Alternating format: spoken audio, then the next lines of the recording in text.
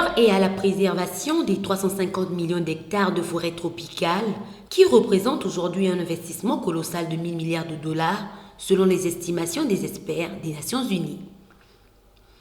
Plus de 5000 participants représentant entre autres les chefs d'État, institutions internationales, bailleurs de fonds, experts et sociétés civiles discutent et plongent sur cette question primordiale au sommet des 3 bassins des écosystèmes de biodiversité et de forêts tropicales qui a démarré le 26 octobre dernier à Brazzaville. Ces 2 premières journées ont été respectivement consacrées aux travaux des experts ainsi que ceux du segment ministériel. Si nous coupons, si nous détruisons toutes les tourbières, nous détruisons toutes les forêts, nous allons accélérer le processus du réchauffement climatique, on va dire à une vitesse multipliée par 5, par 6, par 7, par 8 ou même par 10. J'insiste sur le fait que les forêts, si nous les dégradons, nous pouvons à la limite les restaurer, ce qui ne s'applique pas avec les tourbières. Les tourbières aujourd'hui, si le CO2 qui en est stocké et que s'échappe ce dioxyde de carbone dans l'atmosphère, je vous le dis clairement, nous ne pourrons pas reconstituer ce stock. Donc l'urgence aujourd'hui, c'est la protection des tourbières.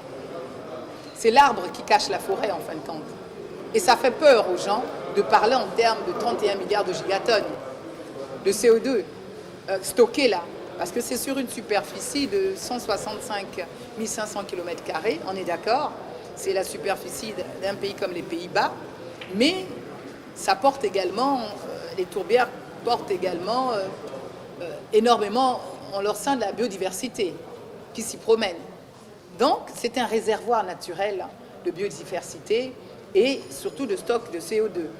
Les scientifiques du GIEC nous disent si nous touchons aux forêts qui stockent 1,5 milliard de gigatonnes de CO2 et si nous touchons au stock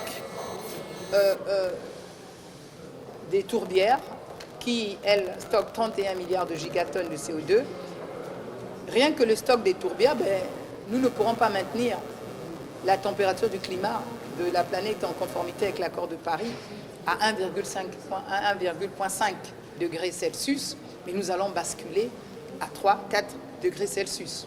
Donc vous voyez qu'il y a urgence, j'ai besoin de vous pour marteler cela, il y a urgence de conserver ces tourbières et il nous faut des financements.